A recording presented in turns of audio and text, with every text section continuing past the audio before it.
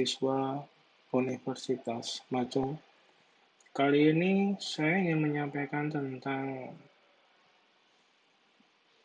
tutorial dan juga sekaligus menjelaskan tentang paman atau sistem informasi akademik yang biasanya Anda gunakan untuk melihat nilai, melihat absen, kemudian input poin keaktifan, dan juga melakukan KRS di setiap semester, awal semester, dan akhir semester. Jadi, Universitas Macung memiliki satu sistem, di mana sistem ini adalah sistem formasi akademik yang digunakan oleh mahasiswa di universitas. Untuk mengakses sistem ini, mahasiswa dapat melakukan klik pada browser yang tersedia. Jadi sistem ini bisa diakses di mana saja dan kapan saja. Alamat aksesnya adalah di mahasiswa.macung.ac.id. Nah, ini adalah tampilan awal dari mahasiswa.macung.ac.id atau sistem formasi untuk mahasiswa lebih tepatnya. Di mana sistem formasi mahasiswa ini, saya ulangi, digunakan untuk melakukan kegiatan yang terkait dengan akademik. Yaitu yang pertama adalah melakukan KRS, yaitu kartu rencana studi di awal semester. Jadi di dalamnya KRS itu nanti ada validasi KRS, ada revalidasi KRS. Kemudian pada semester yang berjalan melihat nilai dan melihat absen yang sudah diinputkan oleh Bapak Ibu dosen pada setiap perkuliahan yang Anda ambil. Kemudian melihat keseluruhan nilai yang sudah diambil ya sampai dengan semester yang Anda ikuti atau jalani saat ini. Kemudian melakukan input poin keaktifan yang digunakan oleh kemahasiswaan dan alumni sebagai syarat Anda bisa yudisium dari Universitas Macung atau dari prodi Anda masing-masing. Dan satu lagi yang paling penting adalah sistem formasi ini digunakan untuk memonitoring semua kegiatan akademik yang Anda lakukan di universitas. Yang dinamakan kegiatan akademik adalah kegiatan yang tidak jauh dari perkuliahan. Untuk dapat masuk ke sistem formasi untuk mahasiswa, Anda menggunakan username-nya atau nama pengguna yang dipakai adalah name, kemudian password-nya nanti akan diberikan pada satu saat, yaitu kita akan sampaikan lewat media email. Oke, untuk login itu Anda cukup gunakan name yang Anda punya, kemudian password yang Anda sudah tentukan. Nah, ketika username dan password sudah diinputkan, silakan tekan tombol sign in. Apabila username dan password tidak ditemukan, maka sistem akan memberikan notifikasi username dan password salah. Jadi silakan diperiksa kembali apakah password yang digunakan sudah sesuai ataukah belum. Selain itu, username dan password kemungkinan dari salah atau tidak ditemukan juga bisa ada kemungkinan berikutnya. Anda tidak bisa menggunakan sistem ini ketika Anda masih mempunyai tanggungan keuangan. Jadi, misalkan Anda menginputkan username, kemudian menginputkan password, dan mencoba untuk login, ya, sistem akan memberikan keterangan ketika Anda masih punya tanggungan keuangan. Ketika Anda masih punya tanggungan keuangan, Anda tidak bisa akses sistem formasi untuk mahasiswa. Silakan Anda hubungin bagian keuangan mahasiswa untuk menyelesaikan tanggungan yang Anda punyai. Oke. Jadi ketika username itu ditemukan, passwordnya juga diidentifikasi oleh sistem itu ada, maka begitu ketika Anda sign in, otomatis sistem akan memberikan tampilan seperti yang di layar. Jadi tampilan pertama yang akan muncul adalah dashboard. Dashboard ini berisi tentang highlight informasi yang terdiri dari 8 jenis, di mana yang pertama, sistem akan memberitahukan ke Anda jika Anda punya nilai E. Jadi nilai E ini adalah nilai histori. Walaupun Anda sudah mengulang, nilai E akan tetap muncul sebagai nilai histori atau nilai riwayat. Begitupun juga nilai D. Jadi ketika Anda ada nilai E, sistem akan memberikan jumlah nilai E yang Anda punyai dan akan memberikan jumlah nilai D yang Anda punyai. Kalau Anda ingin tahu apa itu nilai E-nya, cukup klik pada detail nilai. Otomatis sistem akan memberikan informasi nilai apa saja yang mendapatkan nilai E. Kemudian pada tab SKS sekarang, pada panel SKS sekarang, ini adalah jumlah SKS yang Anda ambil pada semester ini. Kebetulan saat ini semester yang berjalan adalah tahun 2020-2021 di semester ganjil. Ini adalah SKS yang akan Anda jalani pada semester ini. Kemudian di sebelahnya ada total SKS. Total SKS ini adalah semua nilai, semua mata kuliah dengan nilai yang sudah Anda dapatkan di luar nilai D dan E. Jadi ini adalah yang tampil pada transkrip. Yang tampil pada transkrip. Jadi semua nilai di luar nilai D dan E jika nilai D dan E-nya belum diulang. Kalau nilai D dan E sudah diulang, maka di sini akan muncul nilai terakhir sesuai dengan student guide, di mana nilai yang muncul adalah nilai yang diambil dari mata kuliah yang terakhir pengambilan. Ya, jadi ini total 90 SKS, berarti mahasiswa ini sudah mengambil 90 SKS sampai dengan semester sekarang. Di bagian bawah adalah total pembayaran. Jadi sampai dengan semester ini sudah membayar sekian rupiah dan kapan saja bayarnya itu bisa didetailkan.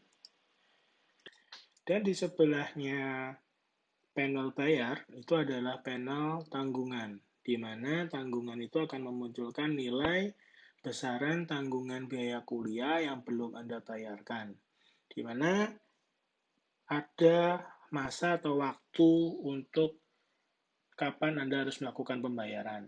Kalau ingin detail melihat tanggungannya kapan dan berapa saja pada tanggal tersebut, Anda cukup klik pada link tanggungan, dia akan langsung memunculkan detail bahwa berapa sisa tagihan yang belum Anda bayarkan. Kemudian di sebelahnya panel tanggungan, itu adalah poin keaktifan. Jadi misalkan kalau sudah ada poin yang disetujui, maka sistem akan memberikan angka pada panel di sini, di poin keaktifan, dan Anda bisa melihat poin keaktifan itu isinya apa saja yang sudah disetujui. Kemudian panel yang terakhir, sebelah poin keaktifan adalah total IPK. Total IPK ini adalah total IPK yang sudah Anda dapatkan pada semester ini atau pada saat ini. Untuk melihat 3,49 ini terdiri dari mata kuliah apa saja, Anda kembali ke panel SKS. Anda klik total SKS, maka 3,49 itu adalah terdiri dari semua mata kuliah yang sudah diambil. Itu adalah untuk menu dashboard atau menu halaman awal yang akan Anda lihat begitu Anda sukses login ke dalam MapIce Mahasiswa.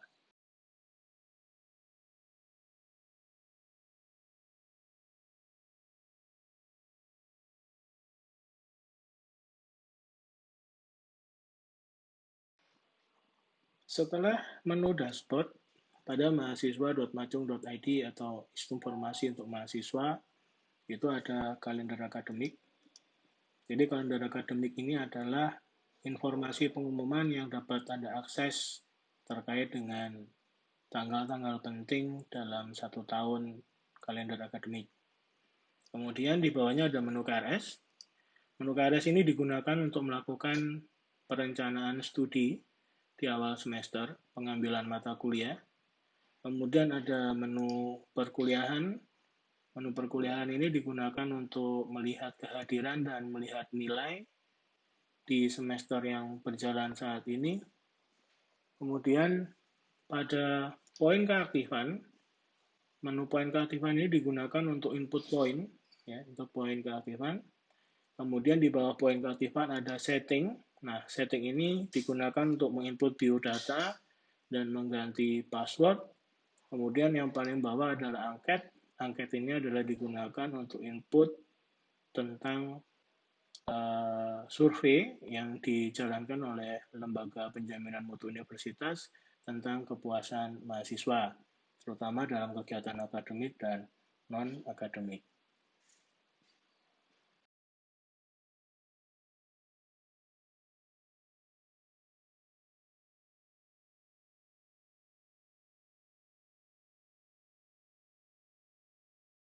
Setelah Anda mempelajari atau memahami tentang fungsi dan kegunaan dari dashboard, langkah berikutnya yang harus Anda pastikan adalah Anda masuk ke menu setting, dan Anda pastikan pada menu biodata, data yang Anda punya itu wajib untuk diisi semuanya. Kenapa? Karena data ini nantinya akan digunakan sebagai data pelengkap ketika transkrip Anda tentang perkuliahan Anda minta. Jadi, silakan lengkapi selengkap-lengkapnya dan wajib untuk lengkap semua kolom isian pada biodata mahasiswa. Dan kemudian silakan Anda tekan tombol update untuk melakukan penyimpanan data yang sudah Anda masukkan. Dan langkah berikutnya langsung gunakan adalah pada tombol setting ada menu ganti password. Ini wajib untuk Anda ganti. Ini wajib untuk Anda ganti. Jadi cara mengganti passwordnya adalah silakan masukkan password baru dan silakan tekan tombol ganti password sampai ada notifikasi bahwa perubahan password berhasil diganti. Nah, jangan sampai password itu masih default seperti yang diberikan oleh UPTSI. Itu sangat riskan terhadap kehilangan data dan kerusakan pada data, terutama pada proses KRS. Jadi, silakan begitu Anda dapat login ke MacIce mahasiswa, silakan Anda langsung ganti password sesuai dengan password yang biasa Anda hafal. Jangan sampai lupa password, karena kalau Anda lupa password, maka yang bisa mereset hanyalah UPT Sistem Informasi, dan itu Anda bisa hubungi lewat email.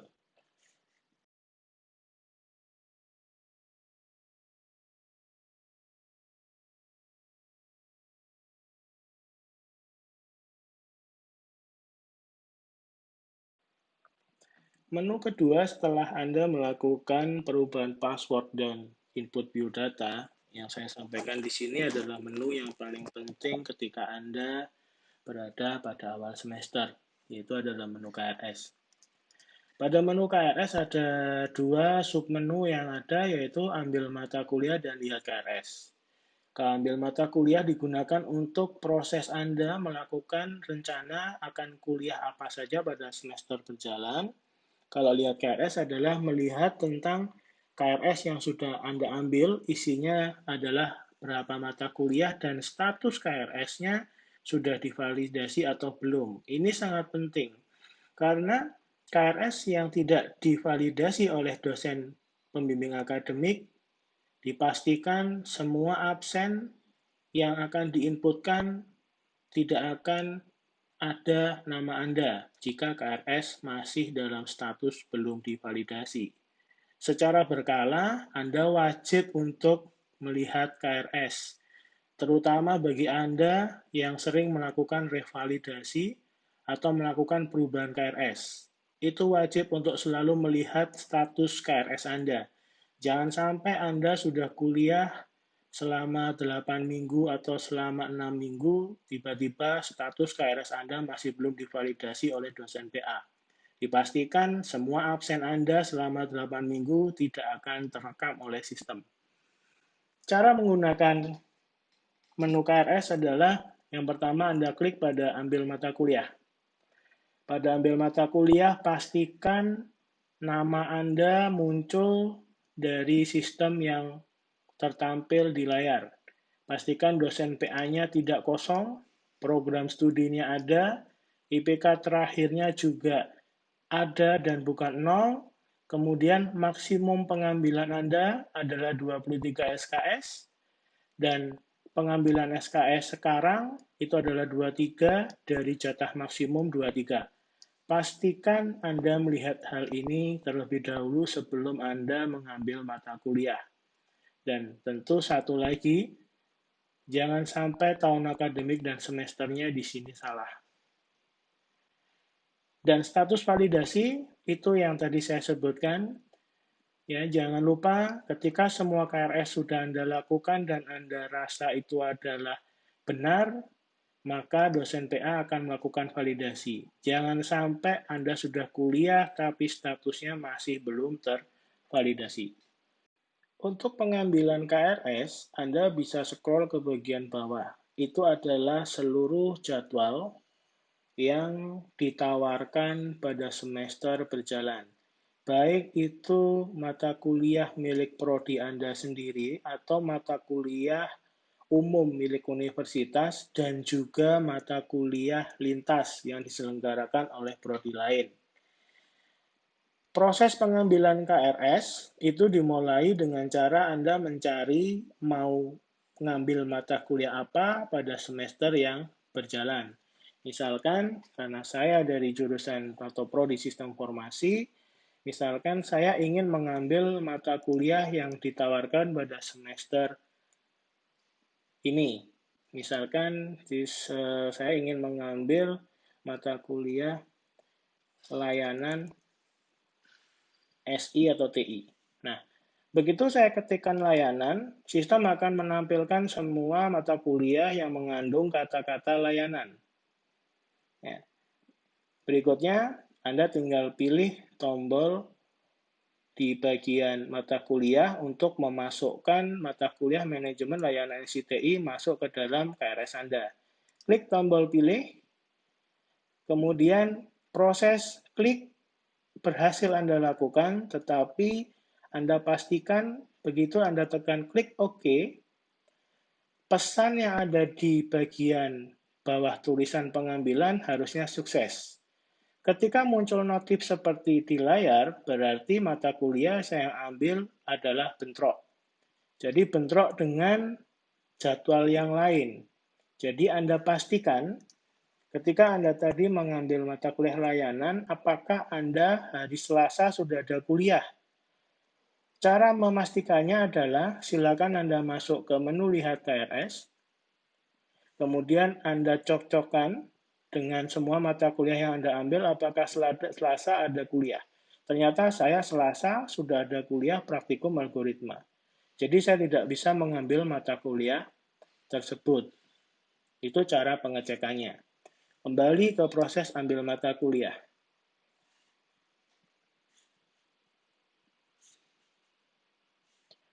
Oke, itu adalah error yang jenis pertama. Kemudian error jenis kedua, pastikan kelas yang akan Anda ambil itu kapasitasnya belum penuh. Ketika tombol pilih sudah berubah menjadi kapasitas penuh, Anda tidak bisa mengambil kelas tersebut. Anda harus mengambil jadwal yang lain untuk bisa mengambil mata kuliah yang Anda inginkan. Hal berikutnya yang harus diperhatikan dalam proses pengambilan KRS adalah tentang jumlah batasan pengambilan. Jadi semisalkan saya sudah mengambil 23 SKS, kondisi sudah penuh dan Anda tidak aware dengan jumlah pengambilan. Tiba-tiba saya akan mengambil mata kuliah yang lain. Nah, misalkan saya mau ngambil bank dan lembaga keuangan. Saya klik tombol pilih. Ya, proses pemilihannya berhasil. Klik tombol OK untuk melihat pesan yang sudah diberikan oleh sistem. Pemilihan mata kuliah bank dan lembaga keuangan ditolak oleh sistem. Kenapa ditolak? Karena pengambilan SKS yang saya lakukan sekarang adalah lebih besar dari beban maksimum 23. Jadi proses pengambilan gagal. Itu adalah kondisi gagal yang kedua, selain tadi adalah jadwal yang bentrok. Kondisi gagal ketiga itu terkait dengan prasyarat. Jadi setiap mata kuliah itu punya prasyarat dan kosyarat. Apa itu prasyarat dan kosyarat? Silakan Anda bertanya di prodi terkait dengan kurikulum yang dijalankan.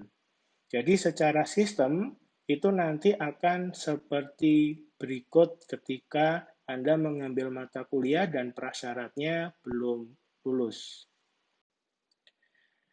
Kondisi berikutnya untuk pengambilan KRS mahasiswa itu juga memerhatikan beberapa hal terkait dengan prasyarat. Jadi semisalkan pada suatu waktu ada satu mahasiswa ingin mengambil mata kuliah tugas akhir. Mahasiswa akan mencari dengan searching tugas akhir dan akan muncul jadwal atau mata kuliah tugas akhir. Dan silakan Anda klik pilih. Proses pilih dan proses pemilihan diperkenankan oleh sistem dan akan dimasukkan untuk dilakukan pengecekan. Silakan klik tombol OK. Jika ada error atau pesan kesalahan dari sistem Anda belum mengambil mata kuliah prasyarat ini, berarti Anda tidak diizinkan karena mata kuliah prasyarat dari tugas akhir Anda belum mengambil atau mungkin nilai minimum yang harus diambil belum sesuai.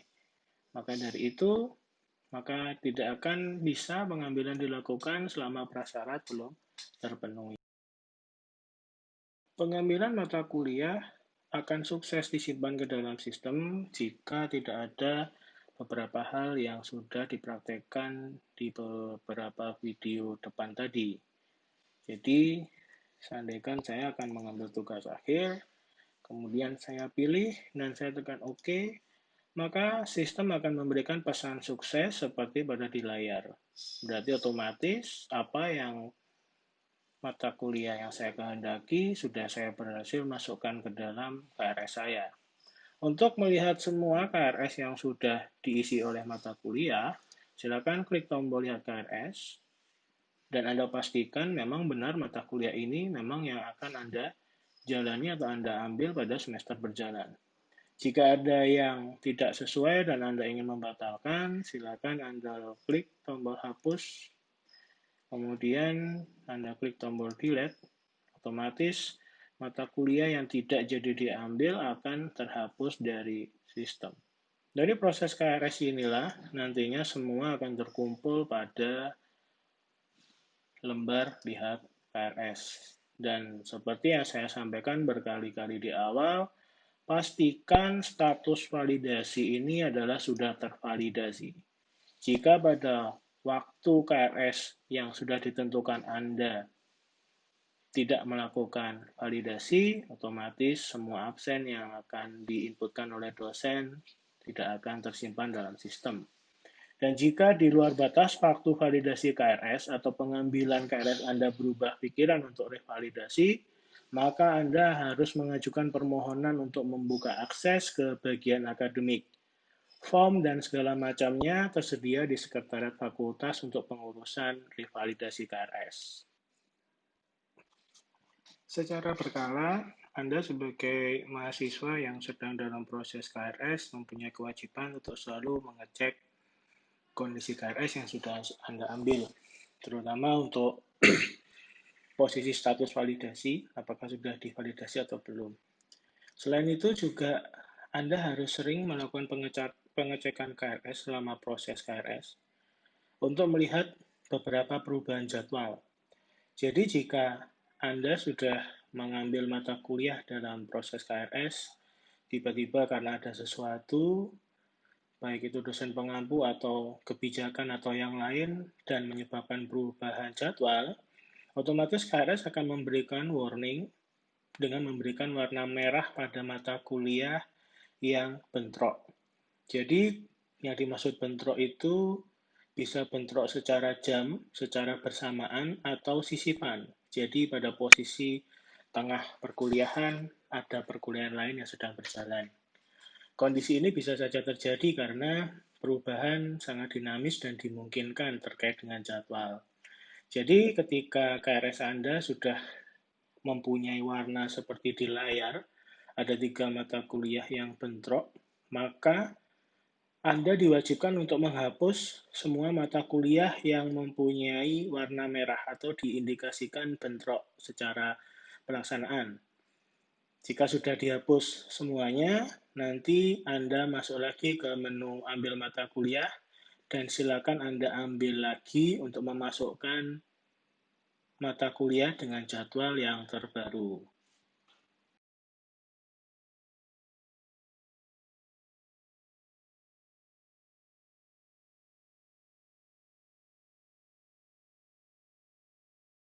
Pada menu perkuliahan, menu ini digunakan untuk melihat nilai yang Anda dapatkan dan melihat kehadiran Anda selama 1 semester atau kegiatan perkuliahan berjalan di tahun semester yang aktif. Jadi cukup Anda klik pada menu kehadiran, maka Anda akan mendapatkan daftar mata kuliah yang Anda ambil dalam semester ini. Kemudian akan muncul kode mata kuliah, kelas, ruangan, hari pelaksanaan, jam, dan presentasi kehadiran. Presentasi kehadiran ini akan selalu bergerak sesuai dengan input absen yang dilakukan oleh dosen pengampu dari mata kuliah yang tertera. Jadi jika ingin Anda melihat dalam satu pertemuan mata kuliah, Anda sudah tidak hadir berapa persen dan kapan saja, itu silakan Anda klik pada tombol detail. Otomatis semua absen yang sudah diinput oleh Bapak Ibu dosen pengampu akan tertampil di sana, sesuai dengan inputan yang dimasukkan oleh Bapak Ibu pengampu. Untuk penilaian dari setiap mata kuliah, Anda bisa klik pada menu perkuliahan, kemudian pada menu lihat nilai.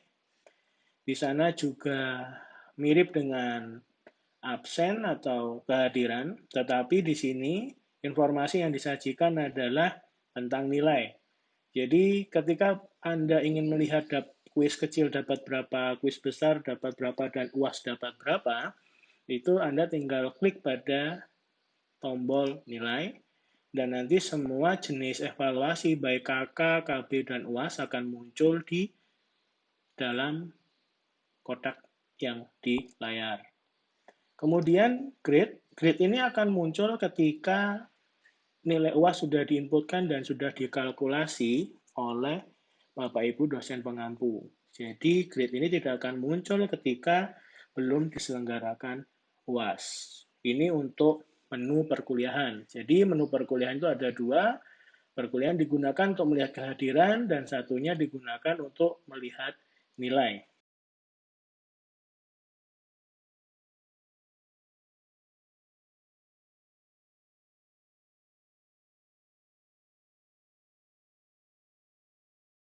Menu poin keaktifan ini digunakan untuk mahasiswa melakukan input poin.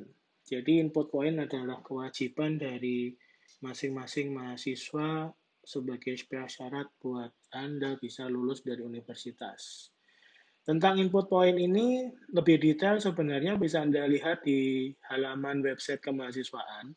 Tetapi di sini saya akan memberikan pengetahuan ulang, jadi biar menjadi utuh tentang pengetahuan tentang sistem informasi mahasiswa. Poin keaktifan ini cara menggunakannya adalah dengan cara jika Anda ingin menambahkan data baru, silakan Anda klik tombol tambah data. Jika Anda ingin merubahnya dari inputan yang sudah Anda masukkan, tinggal klik tombol edit. Kalau ingin menghapus, ya Anda tinggal klik tombol hapus. Jika ada perubahan terhadap poin keaktifan yang sudah diinput, Anda tinggal klik tombol edit dan silakan Anda rubah sesuai dengan apa yang sudah Anda inputkan. Ya, misalkan ada perubahan tanggal, silakan Anda pilih tentang tanggal. Jangan pernah untuk menginputkan tanggal secara manual, karena nanti sistem peluang besar tidak terbaca. Jadi data tidak akan terbaca dengan sistem dan poin tidak akan sempurna untuk divalidasi oleh bagian kemahasiswaan. Gunakan tanggal yang sudah diberikan oleh sistem dan Anda pilih. Ya. Gunakan panah kanan untuk memilih tanggal yang akan datang, untuk panah kiri untuk tanggal yang ke belakang. Begitupun seterusnya. Jangan lupa untuk rumpun, semuanya sifatnya adalah choice atau pilihan, dan Anda tidak bisa mengisikan secara manual, karena semua sudah diatur pada student guide. Kemudian lanjut pada poin akhir. Nah, poin akhir ini adalah poin yang ada atau poin yang kira-kira dijadikan patokan atau yang disesuaikan dengan kegiatan yang Anda jalankan. Ini biasanya nanti akan diberikan semacam surat keterangan oleh beberapa orang yang berwenang untuk membuatnya. Kemudian buktinya bisa Anda upload ke OneDrive. Apa itu OneDrive? Nanti akan saya terangkan pada video yang lain tentang penggunaan OneDrive. Nanti akan jadi satu dengan penggunaan email. Atau juga Anda bisa upload.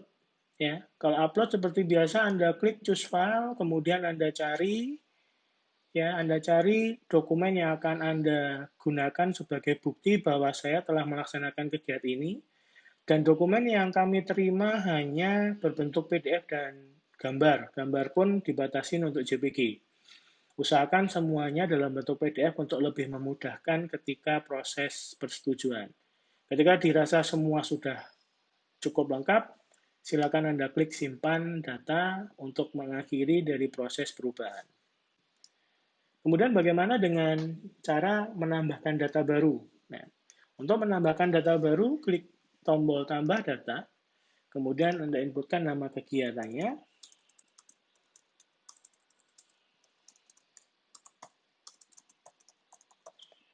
kemudian lokasinya,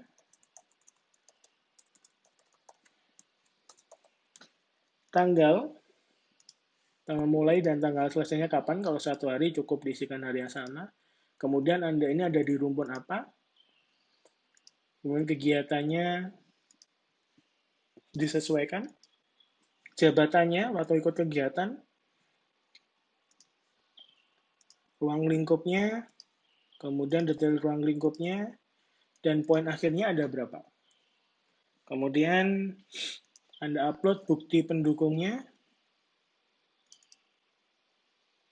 Kalau sudah Anda simpan. Ya. Jangan lupa untuk yang link diisi, kalau nggak ada cukup dikasih tanda note saja. Ketika sistem menerima inputan yang tidak sesuai, maka sistem akan menolak tentang apa yang Anda inputkan. Berarti file type dari unggahan yang Anda lakukan itu tidak diterima oleh sistem. Berarti inputan Anda harus diulang kembali dan tentukan file yang Anda upload, pastikan itu adalah bereksistensi JPG. Ya. Kenapa tadi error? Karena saya ngupload tipenya PNG. Oke, itu adalah menu untuk input poin keaktifan. Langkah berikutnya silakan Anda tunggu dari persetujuan bidang kemahasiswaan dan alumni terkait tentang apa yang sudah Anda ajukan. Anda bisa pantau dari kolom status jika pengajuan poin keaktifan Anda disetujui, otomatis akan tertera sudah disetujui. Jika di-reject atau ditolak, maka di sini akan berubah statusnya menjadi tidak disetujui. Itu adalah poin keaktifan untuk mahasiswa di dalam sistem formasi mahasiswa.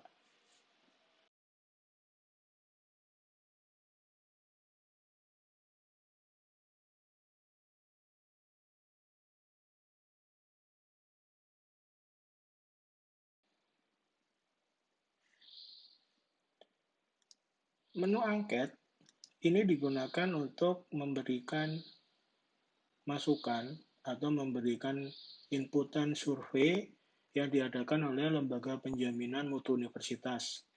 Lembaga penjaminan mutu punya kepentingan untuk melihat seberapa puaskah Anda terhadap layanan yang diberikan di Universitas Macung, terutama layanan dari dosen dan tenaga kependidikan atau unit. Angket ini akan dikontrol oleh lembaga penjaminan mutu. Jadi, selama Anda belum mengisi angket, bisa jadi Anda tidak akan bisa melihat nilai atau mengakses menu yang lain. Dan ini semuanya itu wajib untuk mengisi dan berlaku sama. Hal-hal yang terkait dengan isian angket, itu semuanya akan menjadi rahasia dari pihak lembaga penjaminan mutu. Dan fungsi angket ini tidak hanya kepuasan mahasiswa ya nantinya, tetapi akan banyak tentang angket-angket yang lain. Nanti Anda semuanya akan dapat melihatnya sesuai dengan periodik yang sudah ditentukan. Jadi, kontribusi Anda terhadap pengisian ini akan berimbas pada peningkatan layanan terkait dengan akademik walaupun non-akademik.